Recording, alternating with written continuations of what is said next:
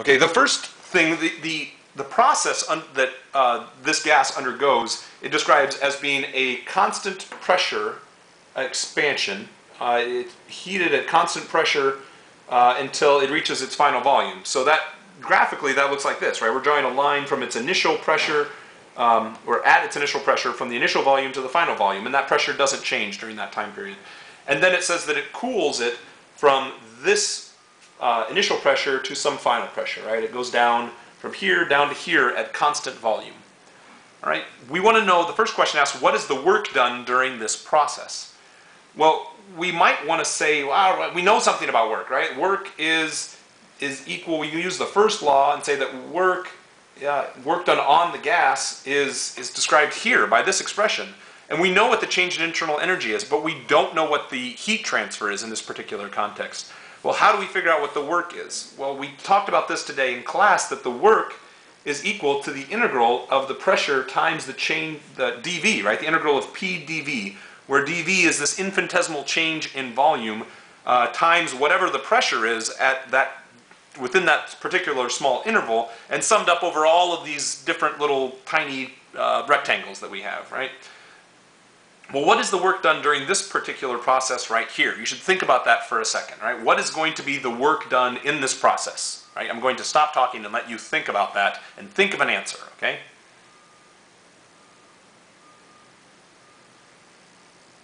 Okay.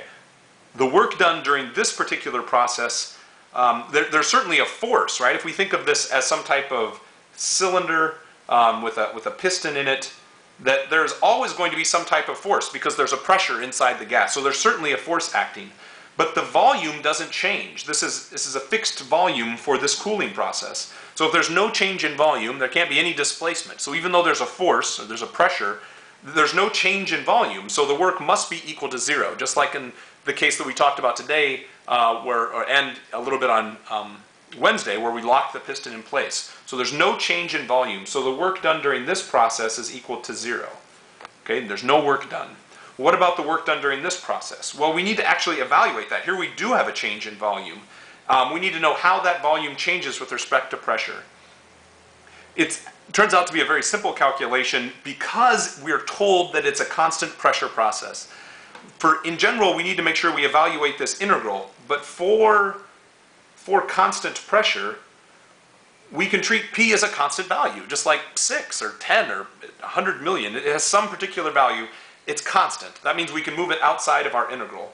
So when we go to evaluate our integral, we can draw the constant value, because this is an expansion at constant pressure, out in front, and integrate our volume from some initial to some final volume.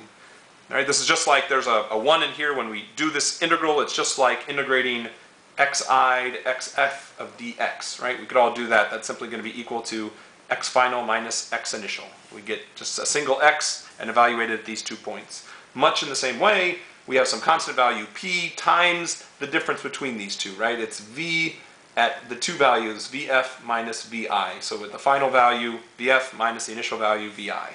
Okay? That tells us what the work is done then at this particular pressure.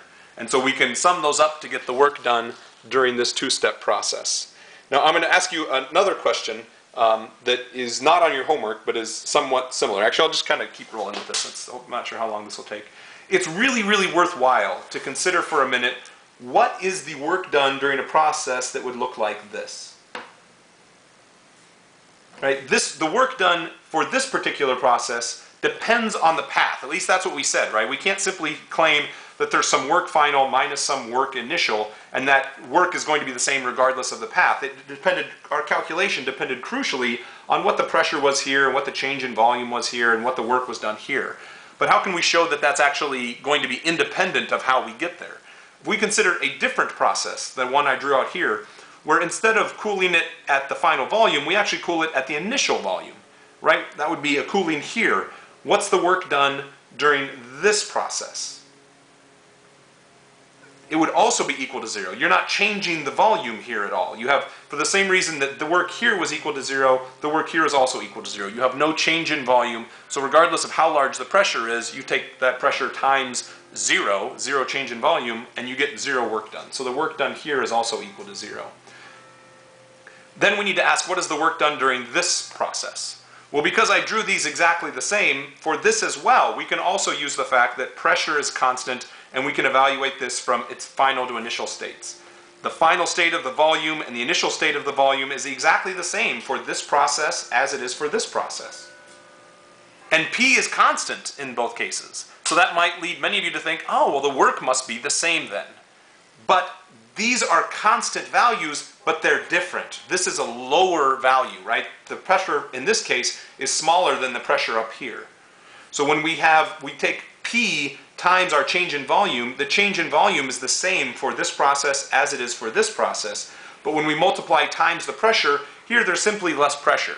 So there's going to be less work done, right? It doesn't have to work, there's not as much work being done because the force exerted on the moving piece isn't going to be as large. So there's less work done. We can also think of this in terms of a graphical notation, that when we do this integral of P dv, that's really, really similar to when we did work in kinematics, when we were talking about, oh, here we have an acceleration versus time, and here we had constant acceleration. What does the graph of v look like? Well, v was the integral of a dt, which we could talk about if we wanted to know from some initial to some final time. We talked about that as the area underneath the curve of this area graph, of this acceleration graph. We can do the exact same thing here. The work done is you can represent the work done on a PV diagram by looking at the area underneath the curve.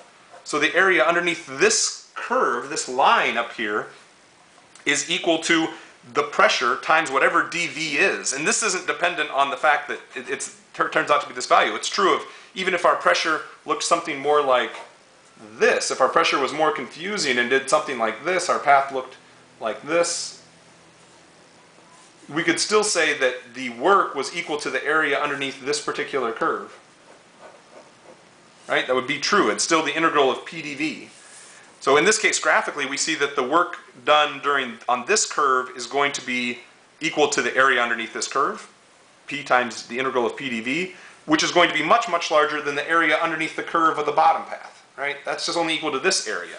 This area is obviously much, much less than this whole area for this function up here. Okay? I hope that's helpful and a little more clear. Let me know if you have any questions.